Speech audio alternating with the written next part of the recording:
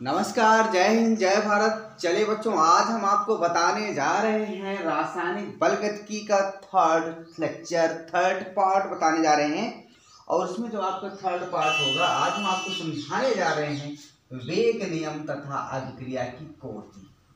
हमारा जो लेक्चर आज का होने वाला बहुत ही इम्पोर्टेंट होने वाला है और इसको आप अच्छे से देखिएगा बिना समय बर्बाद किए हुए। आज का हमारा टॉपिक है वेग नियम तथा अभिक्रिया की कोटि।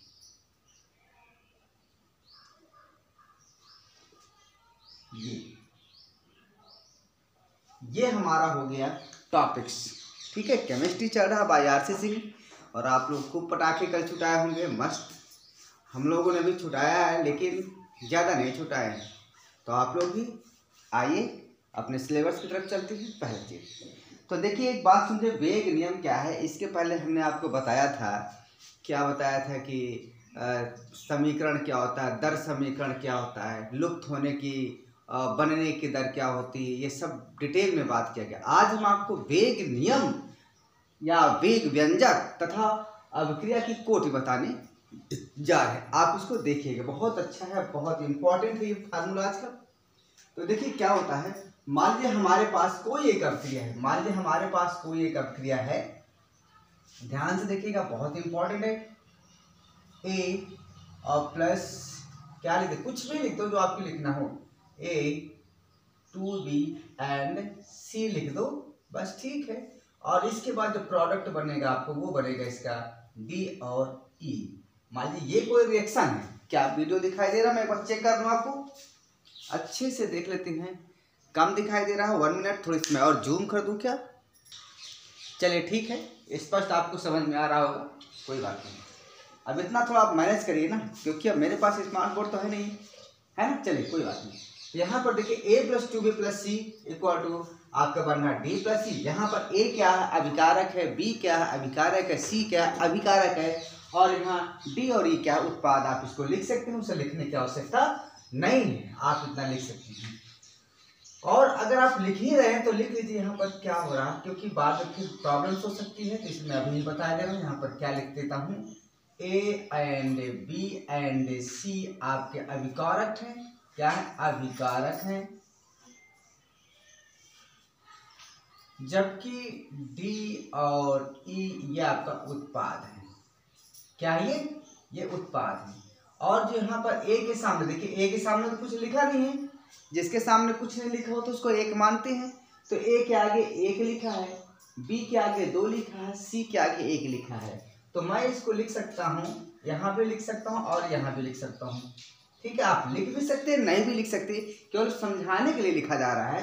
तो यहाँ से जो 1 और 2 और 1 है, ये क्या है भैया, रस समीकरण। रस समीकरण, रस समीकरण मितीय गुणांक, मितीय गुणांक, ये है आपका रस समीकरण मितीय गुणांक है। इतना आपको क्लियर होना चाहिए। अब देखिए, जब ये सब आपको इतना क्लियर है तो हम बताने क्या जा रहे हैं, आप देखिए कभी कभी क्या होता है कि जो देखा गया अभिकारक, अभिकारक का जो वेग है, क्या है, अभिकारक का वेग, तो ये देखा गया कि अभिकारक A की सांद्रता में कुछ वृद्धि किया गया, तो जो उसका अभिकारक का जो अभिक्रिया की वेग है उसमें कुछ वृद्धि होती है। अभिकारक B में B की सांद्रता में वृद्धि की गई तो भी अभिक्रिया की दर अर्थात अभिक्रिया का वेग बढ़ रहा है।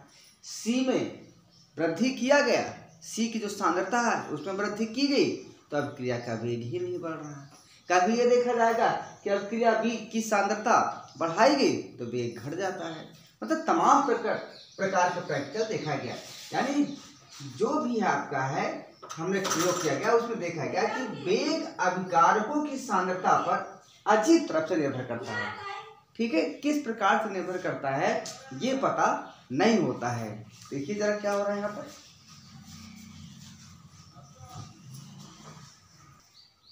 चलिए थोड़ा डिस्टर्ब हो, थोड़ा हल्का, कोई बात नहीं। असल में वीडियो बनाते समय अगर कोई डिस्टर्ब करता है दिमाग खराब हो जाता है, पता नहीं लोग कैसे, इनको कुछ समझ में नहीं आता है, चाहे जितना समझाया जाए। इसी तरह क्लास में भी होता है, किसी से भी कुछ पूछो नहीं आता, ऐसे खड़े जाते मुंह लटका करके, लगता है इनको कुछ आता ही नहीं, क्या करने आते हैं क्लास में।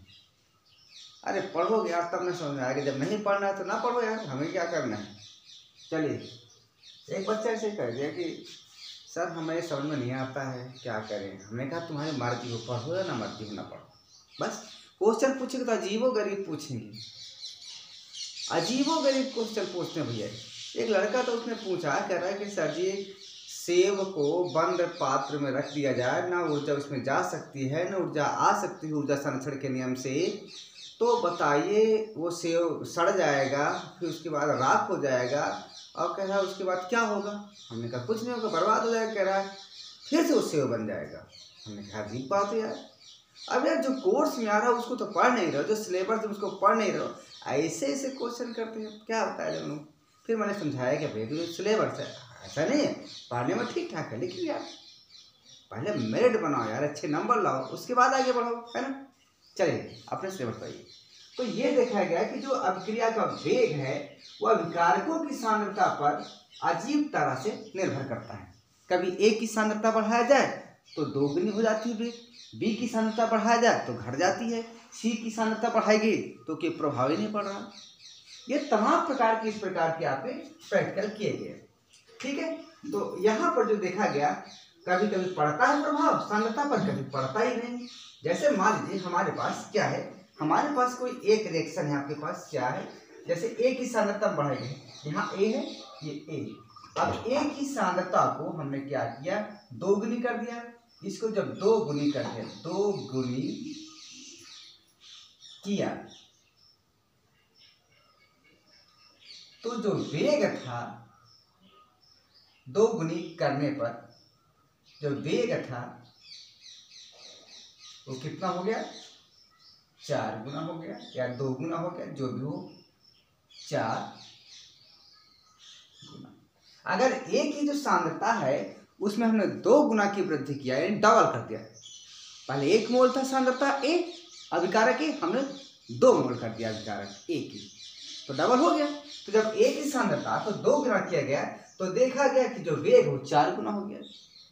फिर देखिए अगर जो बी की सांद्रता है, बी की सांद्रता को 2 गुना किया गया, 2 गुना किया तो वेग कितना हो गया भैया, तो वेग कितना हो गया, मान लीजिए ये 2 गुना हो गया, वेग 2 गुना हो गया। फिर अगर देखा जाए सी की सांद्रता में कुछ वृद्धि की गई, जब सी की सांद्रता को 2 गुना किया गया, 2 गुना करने पर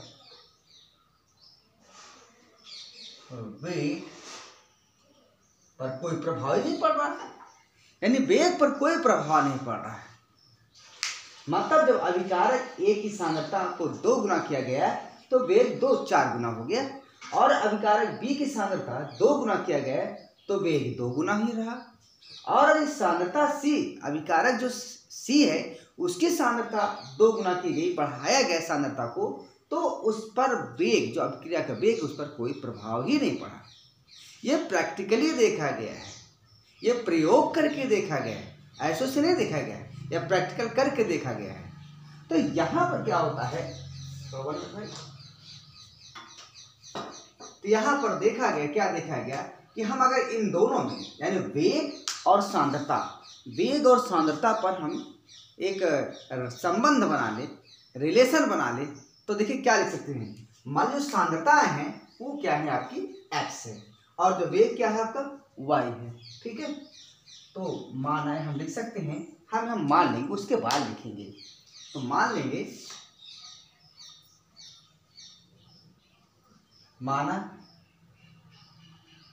सांद्रता x और वेग क्या है y है, तो इन दोनों हम एक रेशियो संबंध स्थापित करना चाह रहे हैं।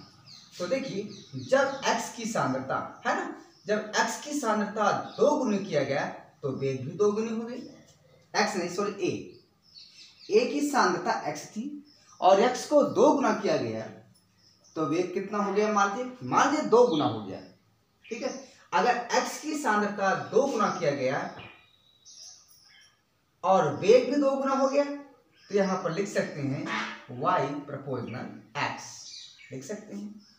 मतलब x की सांद्रता अगर 2 गुना किया गया, जैसे यहां पर इसकी सांद्रता 2 गुना किया गया तो वेग 4 गुना हो गया, इसकी सांद्रता 2 गुना किया गया तो वेग 2 गुना हो गया, इसकी सांद्रता 2 गुना किया गया तो वेग पर कोई प्रभाव नहीं पड़ा। तो मान लीजिए यह सांद्रता x शो कर रहा है और जो ये y है ये वेग को शो कर रहा है। यदि हम सांद्रता को 2 गुना कर देते हैं, यदि सांद्रता को हम 2 गुना कर देते हैं तो वेग हमारा भी 2 गुना हो रहा है। मान लो वेग हमारा 2 गुना होता है। यहाँ पर लिख सकते हैं, क्या लिख सकते हैं, सांद्रता को 2 गुना करने पर x को 2 गुना करने पर y भी 2 गुना हो। तो यही तो है, अगर x को 2 गुना किया गया तो y भी 2 गुना हो गया। मान लीजिए सांद्रता 2 गुना किया गया तो वेग भी 2 गुना हो गया, तो हम इसको लिख सकते हैं y प्रोपोर्शनल x। क्लियर? चलिए फिर मान लीजिए हम क्या कर रहे हैं, सांद्रता को 2 गुना करने से अगर वेग 4 गुना हो जाए, ये फर्स्ट केस है। सेकंड केस में x को 2 गुना करने से 2 गुना करने पर अगर वेग अर्थात y 4 गुना हो जाए, कितना हो जाए, क्या क्लियर अच्छा दिखाई दे रहे हैं, y 4 गुना। तो हम इसको कैसे लिख सकते हैं, अगर x की सांद्रता को 2 गुना किया गया तो उसका वेग 4 गुना हो रहा है, तो हम कैसे लिख सकते हैं, तो हम लिख सकते हैं इसको, क्या लिख सकते हैं, ये सेकंड केस है जहां लिख सकते हैं y प्रोपोर्शनल x की पावर 2 हो जाएगा, बिल्कुल हो जाएगा। अरे भाई सांद्रता 2 गुना है तो y 4 गुना हो रहा है, तो 2 का स्क्वायर करेंगे तभी तो 4 गुना आएगा। इतनी बात क्लियर है, समझते जाइए। ये वेग नियम समझाने जा रहे हैं और बहुत ही इंपॉर्टेंट है। 1 मिनट थोड़ी भाई, देखिए लाइट चली गई,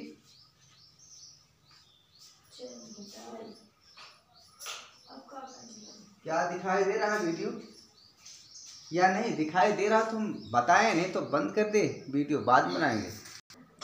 चलिए लाइट आ गई है, बहुत अच्छी।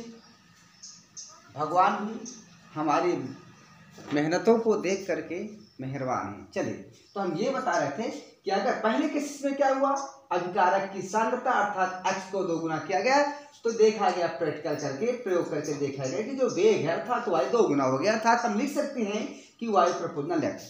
दूसरे केसेस में हमने देखा कि सांद्रता को 2 गुना किया गया तो अब जो हमारा वेग है अर्थात y 4 गुना हो गया, तो इसको हम लिख सकते हैं y प्रोपोर्शनल x की पावर 2। अब एक और केस लीजिए, मान लीजिए आपके पास हमने सांद्रता को बढ़ाया, तो हमने सांद्रता जैसे C हमने लिया, मान लीजिए इसकी सांद्रता को हमने बढ़ाया। तीसरे केसेस में क्या है हमारे पास, यदि x को हमने बढ़ाया, x को 2 गुना किया, x को 2 गुना करने से x को 2 गुना 2 टाइम्स लिख दो सीधे सीधे, x को 2 गुना करने पर वेग पर कोई प्रभाव ही नहीं पड़ रहा है, वेग पर कोई प्रभाव नहीं पड़ रहा है, y पर कोई प्रभाव नहीं, ये देखा गया। मतलब जब सांद्रता बढ़ाई गई तो देखा गया कि वेग जिस स्पीड से चल रही थी उसी स्पीड से चल रहा, उस पर कोई प्रभाव नहीं पड़ रहा है ना। जैसे कुछ बच्चों को पढ़ाओ तो चाहे जिस स्पीड से पढ़ाओ, चाहे जितना अच्छा पढ़ाओ, उन पर कोई प्रभाव नहीं पड़ने वाला है। होते हैं बहुत से बच्चे, और कुछ बच्चे होते हैं थोड़ा सा अलर्ट हो जाओ तो 4 गुना अलर्ट हो जाते हैं। कुछ बच्चे ऐसे होते हैं जिन्हें कहो फिर भी नहीं सुनते, कोई प्रभाव ही नहीं पड़ रहा। वही है एक कहावत ना, भैंस के आगे बीना बाजे भैंस बैठ पगुरा, यही बात है ना, तो वही चीज़ है। तो यहाँ पर क्या हो गया, तो यहाँ पर जब सी की सांद्रता या कोई भी सांद्रता अभिकारक है उसकी बढ़ाएगा तो वेग पर कोई प्रभाव नहीं पड़ रहा है, अर्थात वेग अपने आप जिस स्पीड में चल रहा था उसी स्पीड में चल रहा है। तो यहाँ पर हम लिख सकते हैं कि जो y है ये प्रोपोर्शनल है x की पावर 0। क्या कुछ समझ में आ रहा है? यही तो लिख सकते हैं, सांद्रता को चाहे जितना बढ़ाओ उसके वेग पर कोई प्रभाव नहीं पड़ रहा है। चाहे 2 गुना करो तब भी एक आएगा, 4 गुना करो तब भी एक आएगा, 5 गुना करो तब भी एक आएगा। चाहे जितना x की सांद्रता बढ़ा दो कोई प्रभाव नहीं पड़ेगा क्योंकि 0 है। ठीक है, तो उस पर वेग पर कोई प्रभाव नहीं पड़ रहा है। तो अब हम इसको लिख कैसे सकते हैं, कैसे इसको लिख सकते हैं? देखिए क्या हम लिख सकते हैं, इसको कैसे लिख सकते हैं? देखिए इसको हम लिख सकते हैं, ठीक है, ऐसे लिख सकते हैं। नाउ वी कैन राइट, हम इसको लिख सकते हैं, कैसे लिख सकते हैं? अर्थात इसको लिख सकते हैं जो हमारा वेग है ये प्रोपोर्शनल है, किसके प्रोपोर्शनल है भैया? ए है ना, ए क्या है तो ए लिख दो, बी है तो बी लिख दो, सी है तो सी लिख दो। लेकिन इसको भी तो ध्यान देना है आपको कि x की पावर कितना है, y की पावर कितना है, कितना क्या है, ये हम लिख सकते हैं। ठीक है, तो चलिए लिखते हैं, क्या लिख सकते हैं?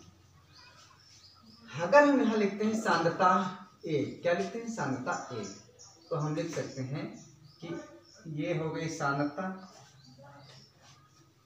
लिख सकते हैं।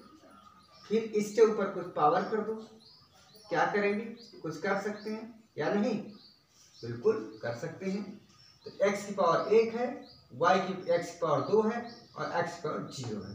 तो यहाँ हम लिख सकते हैं a की पावर, यहाँ 1 है भैया, यहाँ लिखिएगा, यहाँ 1 है। ठीक है, तो यहाँ पर 1 लिखो या ना लिखो कोई दिक्कत नहीं। और b की पावर क्या लिख सकते हैं? यहाँ पर आप लिख सकते हैं वेग प्रोपोर्शनल है, किसके है? सांद्रता b के घाते 2 लिख सकते हैं, बिल्कुल लिख सकते हैं। और यहाँ पर जो वेग है प्रोपोर्शनल है, किसके प्रोपोर्शनल है? c के मान लीजिए, तो c की घात क्या हो जाएगी? कोई प्रभाव नहीं। यही तो हुआ, जब a की सांद्रता बढ़ाएगी, जितना अभिकारक a की सांद्रता बढ़ाएगी तो उसी स्पीड से वेग भी बढ़ रहा है, अर्थात हम लिख सकते हैं वेग प्रोपोर्शनल अभिकारक a की सांद्रता। जब सांद्रता b बढ़ाएगी, कोई सांद्रता है, अगर उसको 2 गुना किया गया तो जो उसका वेग है उसका स्क्वायर हो जाएगा, हमने स्क्वायर लिख दिया। और अगर हमने अभिकारक c की सांद्रता कुछ भी हमने बढ़ाया तो प्रैक्टिकली देखा गया कोई प्रभाव नहीं पड़ता, अर्थात वेग प्रोपोर्शनल c की पावर 0। क्लियर हो गया? अर्थात हम इसको लिख सकते हैं, क्या लिख सकते हैं? हम इसको लिख सकते हैं, क्या नीचे तक दिखाई दे रहा है? हाँ दिखाई दे रहा है। चलिए इसको हम लिख सकते हैं वेग प्रोपोर्शनल, इसको हम लिख सकते हैं, क्या लिख सकते हैं? ये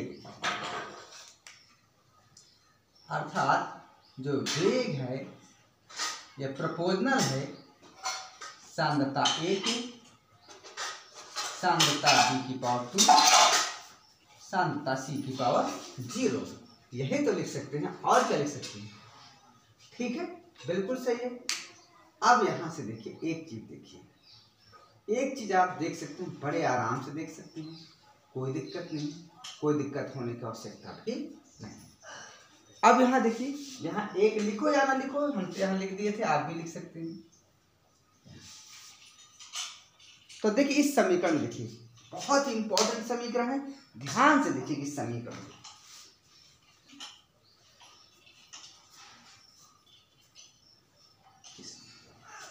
इस समीकरण में क्या नजर आ रहा है? कुछ नजर आ रहा है, जो वेग है वो निर्भर कर रहा है a की पावर 1 पर, b की पावर 2 पर और c की पावर 0 पर। लेकिन जो रस समीकरण गुणांक है, जब यहाँ पर देखिए जो अभिक्रिया हमारे पास है 1a 2b 1c, तो यहाँ a की सांद्रता जो है पावर 1 है और यहाँ जो रस समीकरण गुणांक 1 है, तो यहाँ तो मैचिंग हो रहा है, यहाँ मिल रहा है। जो इसका रस समीकरण गुणांक है वही इसके पावर के रूप में आ गया। फिर देखिए यहाँ पर, देखिए यहाँ पर जो है रस समीकरण गुणांक कितना? 2 है, यहाँ भी 2 है, ये भी मैच कर रहा है। लेकिन जरा देखिए यहाँ पर C है जो सांद्रता, इसकी 0 है, यहाँ पर 1 है। अर्थात नहीं, ये आपका मैचिंग नहीं कर रहा। तो मेरा कहने का मतलब है कि जो आपका वेग समीकरण होता है, जो बन रहा है, जो वेग है, वो निर्भर करता है, किस पर निर्भर करता है कि कौन सा अभिकारक कितना मिलाएगा, कितना नहीं मिलाएगा। ये प्रयोग करके मिलेगा आपको, ना कि रस समीकरण मिति गुणांक होंगे। बात समझ आ गई? इतनी बात समझ में आएगी? कभी भी या तो जो रस समीकरण मिति गुणांक है इसके बराबर हो सकते हैं पावर के, नहीं भी हो सकते हैं, दोनों भी हो सकते हैं। अगर हो रहे हैं तो ठीक है, नहीं हो रहे हैं तो भी ठीक है। मतलब जो आपकी अभिक्रिया का वेग है वो अजीब तरह से व्यवहार कर रहा है, और यह प्रैक्टिकली देखा। किसमें देखा गया?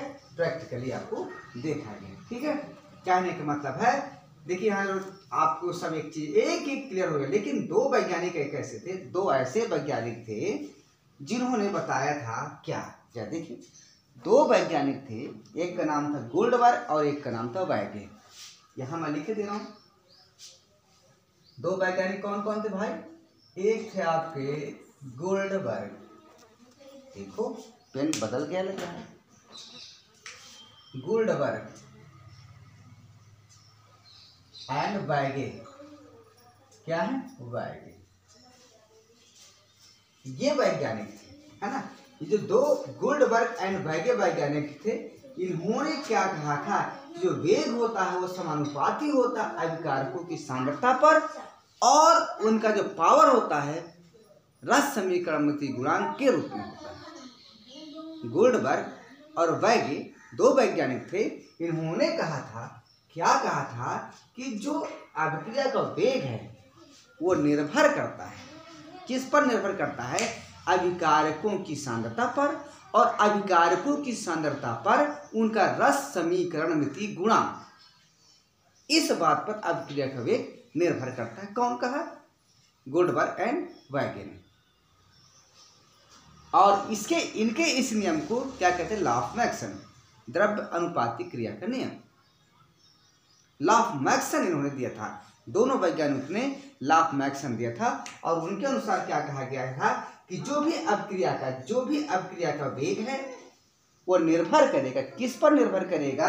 सांद्रताओं पर, और जो सांद्रताओं की जो पावर होती है वो होती है उनके रस समीकरण मितीय गुणांक। कौन कहा? गोल्डबर्ग एंड वैगे ने कहा। ठीक है, अर्थात इन्होंने ये कहा, क्या कहा, मैं क्या लिख दूँ यहाँ पर? उन्होंने ये कहा, मान के हमारे पास जो समीकरण है, आप इसी समीकरण को हम देख लेते हैं। इसमें क्या था, कोई भी समीकरण एक ले लेते हैं, ये ले लेते हैं, मान लीजिए अलग से ले लेते हैं, इसी को ले लो, ठीक, हटाओ।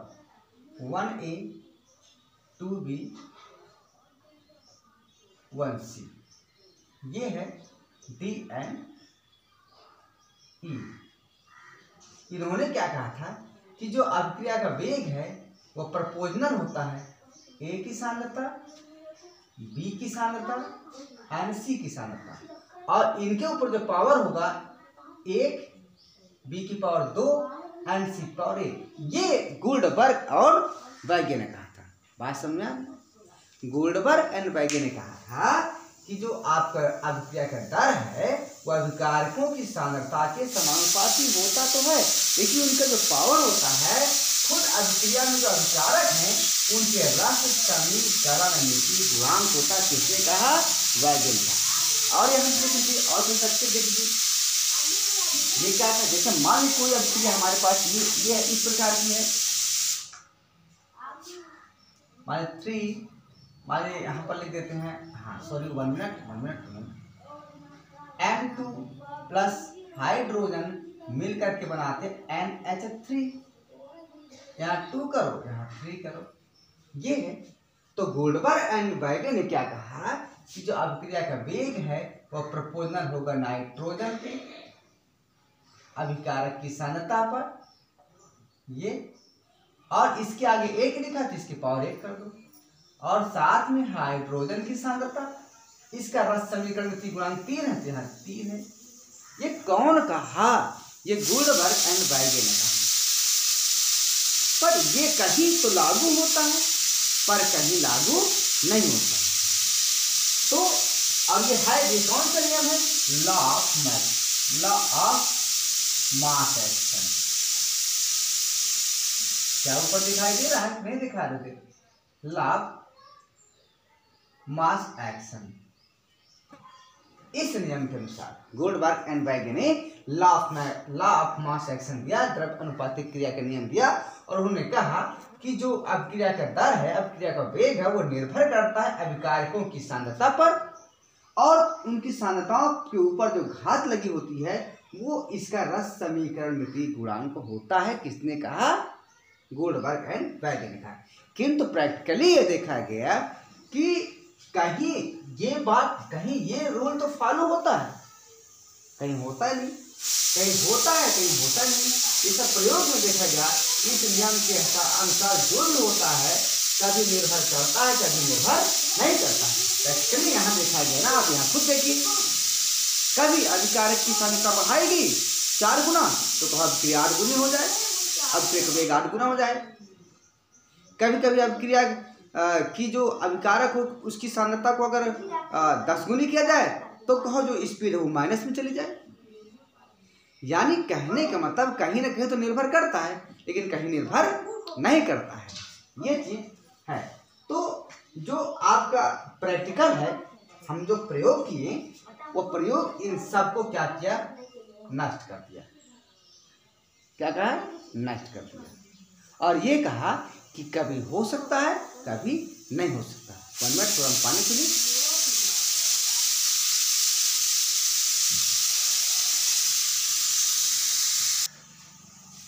चलिए तो यहाँ से जो है जो हमारा प्रैक्टिकल था, जो हमने प्रयोग किया, उसमें गोल्डबर्ग एंड बैगे इनके जो प्रयोग को नष्ट कर दिया कि आपका प्रयोग सही नहीं है, कहीं फॉलो होता कहीं नहीं फॉलो होता। अब चलिए, यानी कुल मिलाकर प्रैक्टिकल से होता है सब। इसके जो पावर होते हैं, अभिकारकों की जो पावर होता है वो प्रैक्टिकल से आती है। ओके, चलिए अब देखते हैं। मान लीजिए हमारे पास एक रिएक्शन है, माना हमारे पास कोई रिएक्शन है, माना कोई अभिक्रिया इस प्रकार की है, माना कोई अभिक्रिया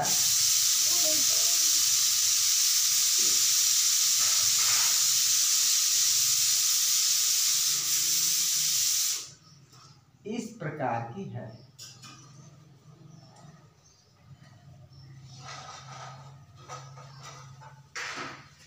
माना कोई अभिक्रिया इस प्रकार की है, ये हम लिख दे रहे हैं A B एंड यहाँ पर C and D and D, ये आपकी एक अभिक्रिया है। तो जो इसका वेग होता है हम क्या लिख सकते हैं कि वेग प्रोपोर्शनल। तो जो वेग है ये प्रोपोर्शनल होगा, किसके प्रोपोर्शनल होगा? A की सांद्रता की एंड B की सांद्रता। ये बात तो सही है कि जो वेग है वो अभिकारक की सांद्रता के बराबर होता है, लेकिन इनका जो पावर है वो A या B नहीं हो सकता है। इसका पावर क्या होगा? A होगा कि B होगा, क्या होगा? इसका फैसला कौन करेगा? हम करेंगे कि आप करेंगे? अरे ना हम करेंगे ना आप करेंगे, इसका फैसला प्रयोग करेगा, एक्सपेरिमेंट करेगा। आगे बात समझ। अर्थात यहाँ पर जो भी पावर होगा वो A के बराबर हो भी सकता है और B के बराबर हो भी सकता है और नहीं भी हो सकता। ये कौन कह रहा है? एक्सपेरिमेंट कह रहा है। अर्थात A और B के बराबर हो भी सकता और नहीं भी हो सकता। अर्थात हम कह सकते हैं, क्या कह सकते हैं कि जो वेग है वो जो है A की पावर की कुछ, मतलब जो आपका वेग है वह A की पावर की कुछ घात के समानुपाती होता है, और B की जो सांद्रता है उसकी पावर, यानी कुछ यहाँ रखा जाएगा, कुछ यहाँ रखा जाएगा। क्या रखा जाएगा? जो आपकी इच्छा हो। तो इसको हम लिख सकते हैं, क्या लिख सकते हैं? एक्स लिख सकते हैं और क्या लिख सकते हैं? डी लिख सकते हैं। क्या मैं इसको रेड पेन से लिख दूं? क्या लिख सकता हूँ? क्या यहाँ पर मैं लिख दूँ? थोड़ी सी आप इस बात को नहीं आप समझ नहीं पाएंगे इस बात को, है ना? यहाँ पर लिख सकता हूँ, क्या कह सकते हैं हम कह सकते हैं, ये भैया अपने से बनाए जाते हैं इस प्रकार की लैंग्वेज। कह सकते हैं, क्या कह सकते हैं कि जो वेग है वो समानुपाती होगा, समानुपाती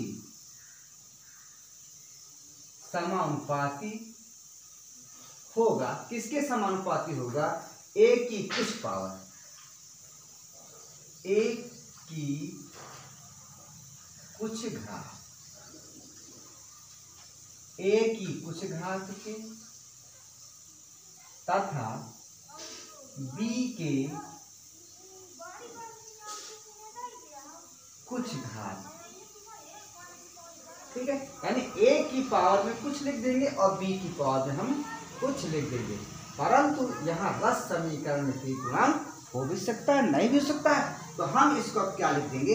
हम इसको लिख सकते हैं, क्या लिख सकते हैं? देखिए बहुत इंपॉर्टेंट चीज यहाँ निकल कर आ रहा है, वेग प्रपोजनल ए की पावर x एंड b की पावर y। क्लियर हो गया? अब यही जो x है a के बराबर हो सकता है, y के बराबर हो सकता है b, यानी x a के बराबर हो सकता है, नहीं भी हो सकता है। b y, जो b स्मॉल b है y के बराबर हो सकता है, नहीं भी हो सकता। इतनी बात आपको समझ में आना चाहिए। अब जब हम यहाँ जो आपको जो समानुपाती के चिन्ह लगा हुआ है, अगर इसको हम हटाना चाहें, अच्छा यहाँ लिख दो एक्स वाई है क्या? एक्स वाई क्या है? प्रयोग, यहाँ नोट कर लीजिए, एक्स एंड वाई के मान प्लस हो सकता है, माइनस हो सकता है, 0 हो सकता है और भिन्न भी हो सकता है, यानी एक्स और जो वाई की मान है वो 0 हो सकता है, प्लस हो सकता है, माइनस हो सकता है, भिन्न भी हो सकता है, कुछ भी हो सकता है यहाँ पर। ठीक है, और जब इतना हो गया तो अब कुछ रह ही नहीं गए भैया, आपका खत्म हो रहा काम। तो हम इसको लिख सकते हैं, क्या लिख सकते हैं? यहाँ ध्यान दीजिएगा, इसको हम लिख सकते हैं वेग बराबर हो जाएगा के, यहाँ के लिख देंगे, बस 2 मिनट का लेक्चर और है। के यहाँ पर लिख सकते हैं ए की पावर x एंड b की पावर हम y लिख सकते हैं। ये हुआ हमारा, और इसी समीकरण को हम कहते हैं वेग नियम। जो व्यंजक आपका लिख गया ना, यही वेग नियम है या वेग व्यंजक है।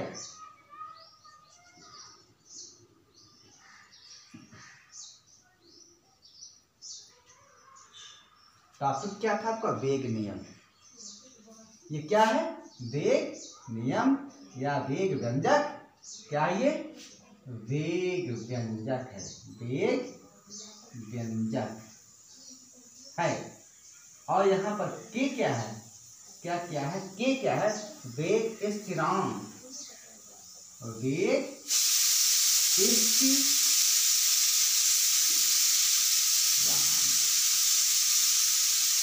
नोट डाउन कीजिए, स्क्रीनशॉट लीजिए आप लोग। तब तक हम चाय पी लेंगे। इस समय यार होली का दीपावली के सीजन में यार रोज चाय मिल जाती है, बहुत अच्छी है। आप लोग भी चाय पीजिए और आप लोग भी पढ़ते रहिए, चाय मिलती रहेगी।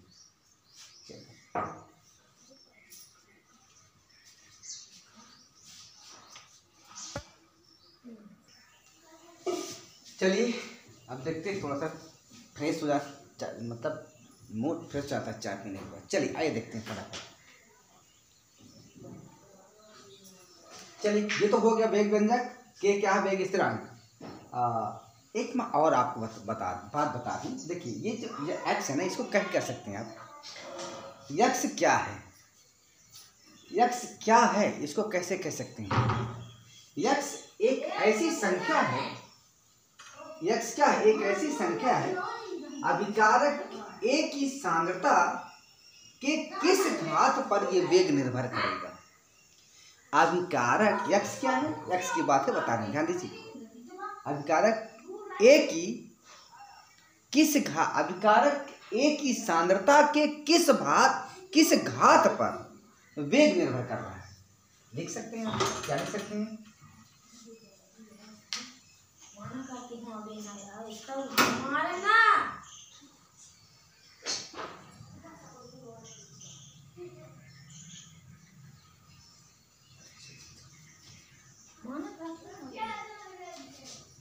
सॉरी, थोड़ा सा छुट्टी है ना। चलिए यहां लिखते हैं यक्स क्या है, मैं लिख के दे रहा हूं। यक्स क्या है देखिए, अभिकारक ए की जो सांद्रता है उसकी किस घात पर यह वेग निर्भर करता है। अभिकारक ए की सांद्रता के किस घात पर वेग निर्भर करता है।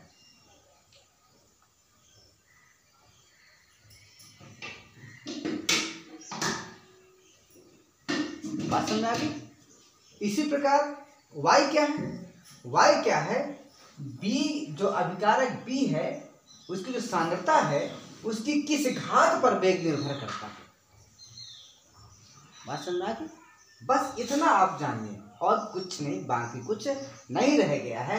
अब यहाँ जो k आया है, b भी लिख दीजिए ना, सॉरी y भी लिख दीजिए। b की सांद्रता के किस या कितनी घात पर, किस घात पर या कितनी घात पर, किस घात पर वेग निर्भर करता है, निर्भर करता है, ये संख्याएं हैं। ठीक है। अब देखिए यहां से जो वेग नियम है या दर व्यंजक है, यहाँ पर जो वेग नियम है, इस वेग नियम से हम एक चीज और इन पर क्लियर किए दे रहे हैं, कोटि। क्या क्लियर कर दे? कोटि। तो यहां से देखिए कभी कभी पूछता है कोई एक अभिक्रिया है तो उसकी कोटि कितनी है, तो उसका पहले आप क्या निकल, वेग नियम लिख लीजिए। क्या लिख लेंगे? वेग नियम। और वेग नियम में जो अभिकारक है ना, जो इनकी सांद्रताएं हैं, उनकी जो पावर होती है, इनको जोड़ दो, तो जोड़ने पर जो आएगी वही आपकी कोटि हो जाती है पूरी अभिक्रिया की। तो जैसे यहाँ पर इसकी कोटि हम लिखना चाहते हैं तो हम क्या लिखेंगे? यहाँ पर देखिए वेग बराबर के एंड ए की पावर कितना है, यहाँ पर एक्स है, एंड वाई की सॉरी देखो देखो देखो देखो देखो एंड जो बी है उसकी पावर वाई है। तो जो अभिक्रिया की कोटि होगी ना, जो अभिक्रिया पूरी अभिक्रिया की जो कोटि होगी, अभिक्रिया की कोटि ये हो जाएगा भैया x plus y. For example check कर लो एग्जाम्पल, अभिक्रिया आपके सामने है, N2 3 हाइड्रोजन, ये बनेगा क्या बनेगा? 2NH3। इसका लिखो वेग नियम। वेग नियम लिखेंगे तो क्या लिखेंगे? क्या इधर दिखाई दे रहा है? यस, दिखाई दे रहा है। तो हम इसका लिख सकते हैं, क्या लिख सकते हैं? यहाँ थोड़ी लाइनिंग करना पड़ेगा मुझको, नहीं तो फिर आप डिस्टर्बेंस होंगे। ये यहाँ वेग बराबर क्या हो जाएगा?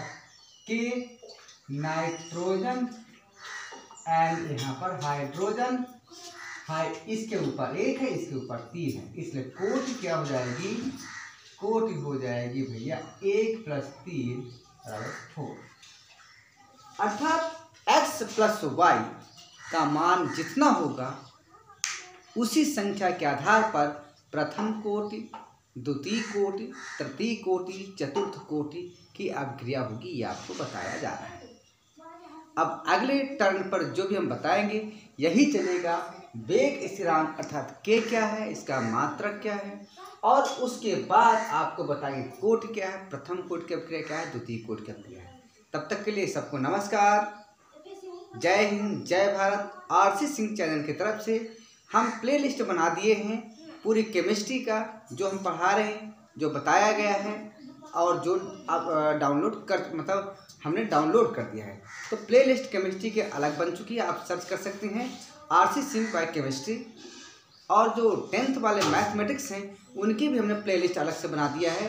तो 10th का हालांकि उसमें कुछ तो बिल्कुल डायरेक्ट हमारा वीडियो सहित आप देखेंगे, कुछ में हाफ लाइन केवल मतलब सिर्फ पेन और कागज़ दिखेंगे और आपको अक्षर दिखेंगे, लेकिन है बहुत वीडियो। और वो जो मैथमेटिक्स की वीडियो हैं हाई स्कूल के, उसमें थोड़ा शुरुआत में आप कम समझ में आएगा क्योंकि अक्षर दिखाई नहीं दे रहे, लेकिन 10-20 सेकंड के बाद वो क्लियर हो जाते हैं। तो उसको आप देखिए, बहुत ही मज़ा आएगा। और सुपर टेट बैच के लिए हम अलग से कोर्स बना दिए हैं मैथ का, आप उसको जाकर देखिए और एंजॉय लीजिए। ठीक है, चलते हैं। जय हिंद, जय भारत।